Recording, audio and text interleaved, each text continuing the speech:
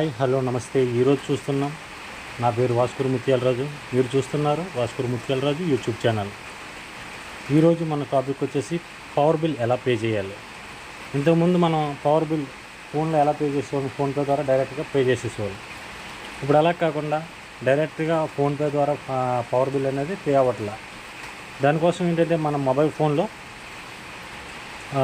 Play స్టోర్లోకి వెళ్ళి ఒక app అనేది ఇన్స్టాల్ చేసుకోవాలి. ప్లే స్టోర్ ఓపెన్ చేసుకుని దీనికోసం పవర్ బిల్ పే చేయడానికి ఈస్టర్న్ పవర్ అనే యాప్ని తీసుకోవాల్సి ఉంటుంది. ఈస్టర్న్ పవర్ యాప్ని డౌన్లోడ్ చేసుకుని ఇన్స్టాల్ చేసుకోవాలి. నేను ఆల్రెడీ డౌన్లోడ్ చేసుకున్నాను కాబట్టి డైరెక్ట్ ఓపెన్ అనే ఆప్షన్ వస్తుంది. మనం చూసుకుంటే ఓపెన్ చేసుకుని డైరెక్ట్గా వెళ్ళిపోవచ్చు అనమాట. మీకోసం నేను హోమ్లోకి వెళ్ళి నా ఈస్టర్న్ పవర్ యాప్ అనేది ఎలా ఉంటుందో చూపించి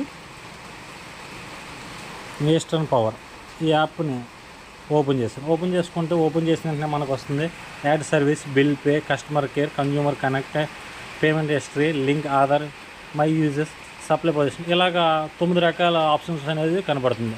మనకు మెయిన్గా కావాల్సింది ఏంటంటే ముందు option add service, next option ఏంటంటే బిల్ పే. ఈ 2 ఆప్షన్లు చూసుకుంటాం. యాడ్ సర్వీస్లోకి వెళ్ళి ఇది ఆర్లైన్ నేను ఇంతకుముందు పే చేయడానికి ట్రై చేసినవి డిలీట్ చేసేస్తున్నాను.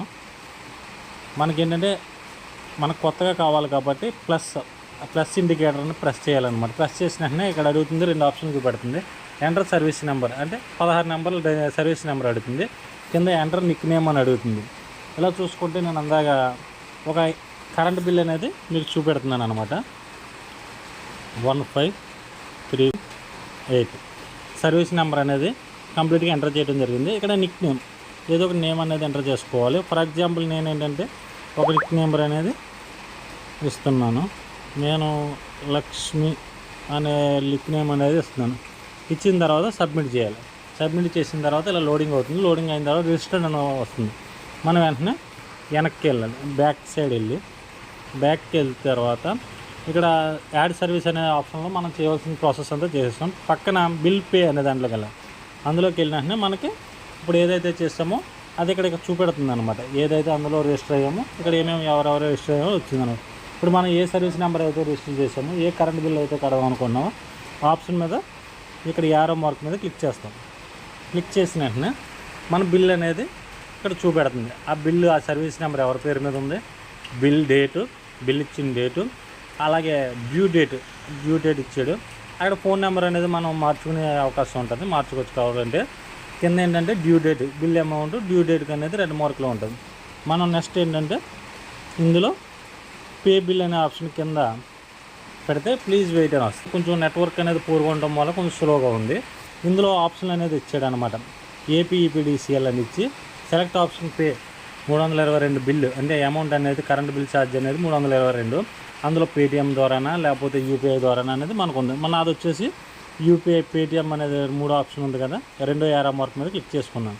క్లిక్ చేసుకున్న వెంటనే కింద మనం సెలెక్ట్ చేసుకోవాలి. ఇక్కడ ఫోన్పే అనే ఆప్షన్ మీద సెలెక్ట్ చేసుకున్నాను. సెలెక్ట్ చేసుకుని ప్రొసీడ్ పే అనేదాన్ని ఎంటర్ చేశాను అనమాట. ఎంటర్ చేసిన వెంటనే లోడింగ్ అవుతుంది. మనం ఎప్పుడైతే ఇది వచ్చేసిందో మనం పే అని ఉంది కదా, మన అమౌంట్ అనేది మన పిన్ నెంబర్ అనేది చేసి ఎంటర్ చేసేస్తే పవర్ బిల్ అనేది పే అయిపోయింది. పే అయిపోయిన వెంటనే మనకు రిసిప్ట్ అనేది ఇందులో వస్తుంది. ప్రొసీజింగ్ యువర్ పేమెంట్, అమౌంట్ కట్ అయిపోయింది. అమౌంట్ కట్ అయిపోయిన తర్వాత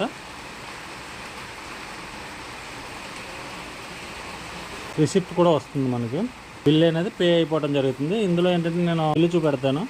నేను ఆల్రెడీ స్క్రీన్ షాట్ తీసిన బిల్లు, స్క్రీన్ రికార్డింగ్ ఇది. బిల్ పే అయిపోయిన తర్వాత ఇలాగనేది payment receipt, transaction number, payment ID వస్తుంది. అలాగే కన్జ్యూమర్ నెంబర్ వస్తుంది, డేట్ వస్తుంది, ఊరు, ఈఆర్ఓ ఇవన్నీ వస్తున్నాయి అన్నమాట. కంప్లీట్గా మనం కరెంట్ బిల్ అనేది ఎలా పే చేయాలన్నది ఈ వీడియోలో మీరు తెలుసుకోవచ్చు. అర్థమైన వాళ్ళు ఎవరైనా ఉంటే కామెంట్ చేయండి. అర్థం అవ్వకపోతే కామెంట్ చేస్తే నేను డైరెక్ట్గా అనేది మీకు వివరంగా చెప్తాను.